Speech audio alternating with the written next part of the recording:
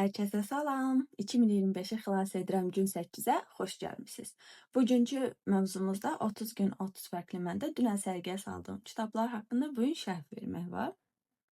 Deməli bu reklam əlfəcinimi desəm, kitab sərgisində verilmişdi. Hansısa kitabın üstündə idi səhv eləmirəmsə, amma reklam olduğu üçün mən reklam olan hissələri kapatıb əlfəcin olaraq istifadə etməyə qərarına gəldim. Çünki niyə olmasın?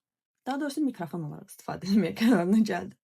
Nəysə, başlayaq. Deməli, ilk kitabımız Kazuo Ishiguro'dan Dəyişən Dünyanın Rəssamı kitabıdır. Bu kitabın özəlliyi nədən ibarətdir? Deməli, nə sərt səs çıxdı. Bu kitabda danışılır ki, 2-ci Dünya müharibəsindən sonra Yaponiyanın gəldiyi hazırki vəziyyət, insanların durumu, bu hadisələrə reaksiyası və s. ilə bağlı və bir rəssamın dilindən izah edilir bütün bu hekayələr. Hekayəni çox sevdim. Axıcılıq çox axıcı idi, anlaşıqlı idi, başa düşməkdə də kömək edirdi insana. Yəni belə göydən düşər kimi xarakterlər düşmürdü. Nə də maraqsız hissə deyərdim ki, yoxdur, amma orada rəssamın qızlarına çox əsəbləşmişdim. O da ayrı bir mövzudur. Ümumilikdə oxumaq olar deyə düşünürəm. İkinci kitab isə Zid kitabıdır. Orxan Şəhbazın kitabıdır. Tərs tutmuşam. Kitab belə deyim, yerli müəllifin şəxsi inkişafla bağlı olan kitabıdır. Deyərdim ki, pis kitab deyil. Oxumağa dəyər, amma ki, belə deyim, fərqindəliyi yerində olan biri üçün, yəni orta səviyyədə olan biri üçün deyil. Belə ekstra bir şey qatacaq kitab deyil. Amma maraqlıdır. Yenə də şəxsi inkişaf üçün oxumağa dəyər. Düzdür, bu kitabdan daha çox gözləntilərim vardı. Məsələn, atomik vərdişlər kimi bir kitab gözləmişdim, amma biraz yanıltdı. Bunu da belə eləyib kitabların adları burada görsənsin. Sonra gəlir Kiçik Şahzadə 1, Kiçik Şahzadə 2, Kiçik Şahzadə 3. Deməli, bu kitabların fərqi ondan ibarət ki, ilk göstərdiyim Kiçik Şahzadə kitabını fərqli bir kitab sərgisindən almışdım və necə idi? Hədiyyə qutusuna sarılı bir vəziyyətdə idi, çünki yeni il ərəfəsidir. Sadəcə üstündə əlfəcin vardı, Kiçik Şahzadə əlfəcini. Mən də qərar vermişdim ki, alım və içindən də Kiçik Şahzadənin kitabı çıxmışdı. İkinci göstərdiyim Kiçik Şahzadə hədiyyədir, ad günü hədiyyəmdir və Kiçik Şahzadənin fan olduğumu bilən hər kəs mütləq ki, ad günü hədiyyələrimdə ondan istifadə edir. Sonuncusu isə sərgidən aldığım, sizinlə də paylaşdığım B1 səviyyə ingilis dilində olan Kiçik Şahzadədir. Yəni, bu əsərlə bağlı bir hədəfim var. Desəmmi? Məncə desəm də olar. İstəyirəm ki, gələcəkdə dünyanın hansı ölkəsinə getsəm, həmin ölkənin dilində Kiçik Şahzadənin kitabını alım və mənə çox xatirə qalsın. Çünki niyə də olmasın? Və sonra gəlirik bu kitaba. Bu kitabın özəlliyi nədir? Deməli, 1982-ci il təvəllüdlü Kim Ji-young, kitabın adı budur. Qadınların həyatı boyu çəkdiyi bütün çətinliklər, keçirdiyi o psixoloji travmalar, çəkdiyi əziyyətlər nöqtədən virgülə kimi izah olunub və yəni məncə hər bir qadının alıb oxuması lazım olan kitablardan biridir. Belə deyim, yeni nə qata bilər, yeni heç nə qatmır. Amma fərqindəliyi o qədər yaxşı inkişaf etdirir ki, kəşki yəni həqiqətən də onsuz da 22 ölkədə 1.3 milyondan çox nüsxəsi satılan bir kitabdır. Beynəlxalq bestsellerdir. Amma yəni bilmirəm ölkəmizdə müəyyən qədər tanınırmı yoxsa yox. Məncə oxunması lazım olan kitablardan biridir. Psixoloji janrdadır. Sonra gəlirik Şiraltının gücü. Bu kitaba görə məni daşlamazsınız yəqin ki, amma belə deyim. Mən bir o qədər də sevmədiyim bir kitablardandır. Necə? Kitab çox qəşəngdir, çox maraqlıdır, çox axıcıdır, amma bir problemimiz var. Real nümunələr vermir və mən real nümunəsi olmayan şeylərə inanmaqda çətinlik çəkirəm. Məsələn, dilimdən düşməyən atomik vərdişlərin müsbət cəhəti nədən ibarətdir?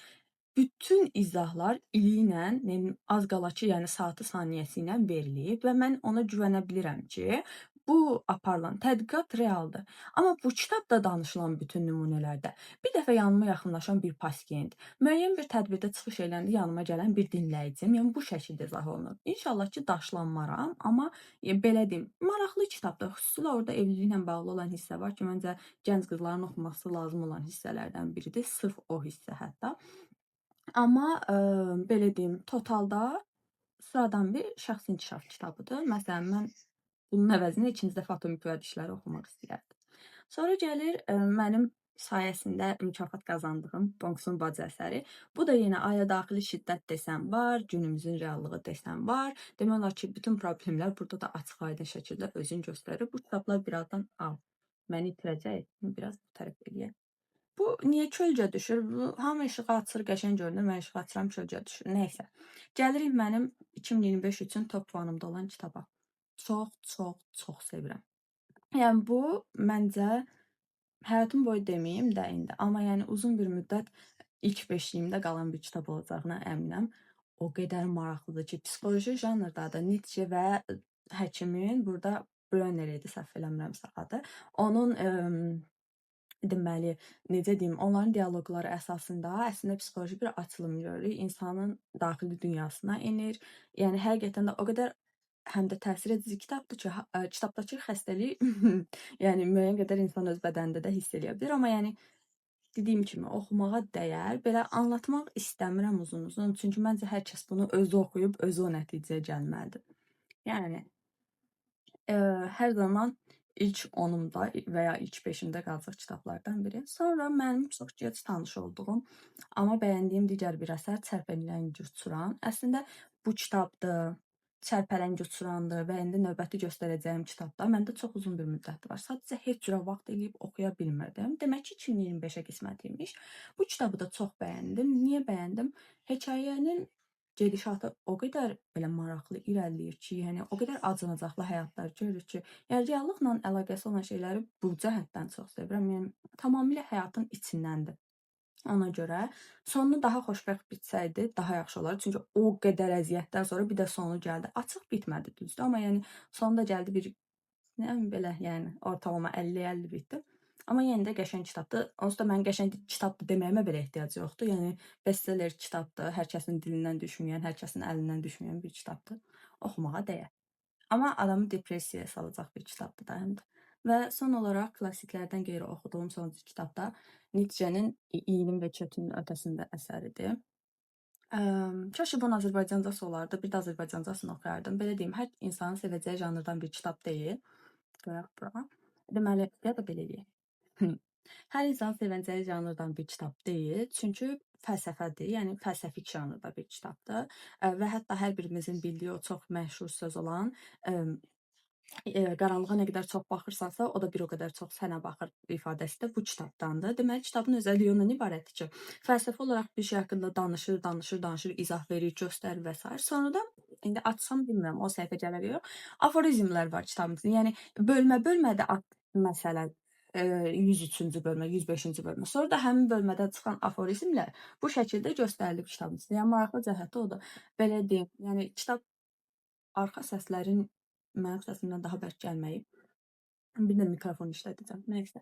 Hə, yəni kitabın içində aforizmlər olsun. Hər şey yəni yerli yerində qaydasında gedir. Fəlsəfik janrdadır. Şəxsi inkişafa girərmi deyə düşünürəm. Bir o qədər də yox məncə. Amma fəlsəfəni sevən, düşünməyi sevən, dərin düşünməyi sevən hətta və araşdırma sevən insanlar üçün məncə oxunması lazım olan kitablardan biridir. Və klassiklərdən qeyri bu il oxuduğum kitablar bunlardan ibarətdir. Digər hissədə isə klassiklərdən danışacağıq. Sağ olun.